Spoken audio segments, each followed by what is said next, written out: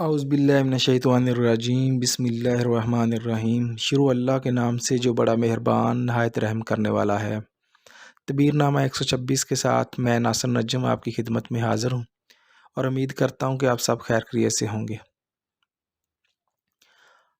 آج کا جو عنوان ہے کہ خواب، کون سے خواب سچے ہوتے ہیں اور ان کی سچے خوابوں کی کیا نشانی ہوتی ہے، آج اس ٹاپک کے حوالے سے بات کریں گے۔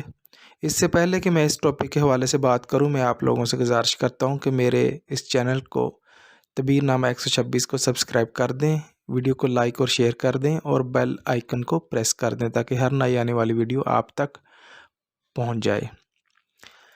آج کا عنوان ہے کون سے خواب سچے ہوتے ہیں اور سچے خوابوں کی کیا نشانی ہوتی ہے۔ سب سے پہلے آتے ہیں کون سے خواب سچے ہوتے ہیں۔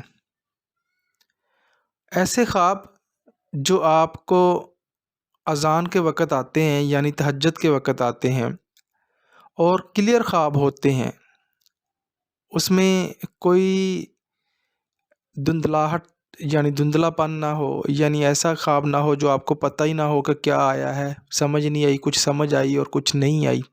اکثر ایسے خواب جو ہیں وہ جھوٹے ہوتے ہیں، اور جو کلیئر خواب ہوتے ہیں ایسے خواب ہوتے ہیں کہ آپ کو حقیقت میں ایسے لگتا ہے کہ جیسے آپ نے خواب میں کوئی حقیقت دیکھی ہے۔ ایسے خواب دیکھتے ہیں جیسے آپ حقیقت میں کوئی کام کرتے ہیں اور آپ کو تہجد کے وقت آتے ہیں، تو ایسے خواب جو ہوتے ہیں وہ سچے خواب ہوتے ہیں۔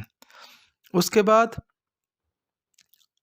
کہ خواب کی نشانی کیا ہے کہ وہ صحیح ہے یا غلط ہے، تو یہی نشانی ہے کہ اس کی جتنا وہ واضح خواب ہوگا اتنا ہی وہ زیادہ تر اس کے سچے ہونے کی دلیل ہوتی ہے۔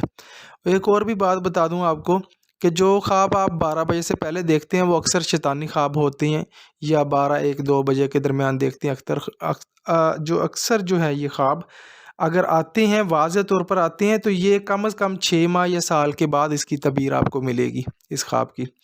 تو یہ ایسے خواب تھے کہ ایک تو میں نے آپ کو بتایا کہ اگر آپ خواب دیکھتے ہیں تو واضح ہونا چاہیے، ایک تو خواب سچے کی یہ نشانی ہوتی ہے، دوسرا یہ کہ آپ تہجد کے وقت دیکھتے ہیں، یعنی آپ فجر کی نماز کے وقت یا تہجد ٹائم دیکھتے ہیں، تو ایسا خواب، واضح خواب جو ہے وہ سچا خواب ہوتا ہے۔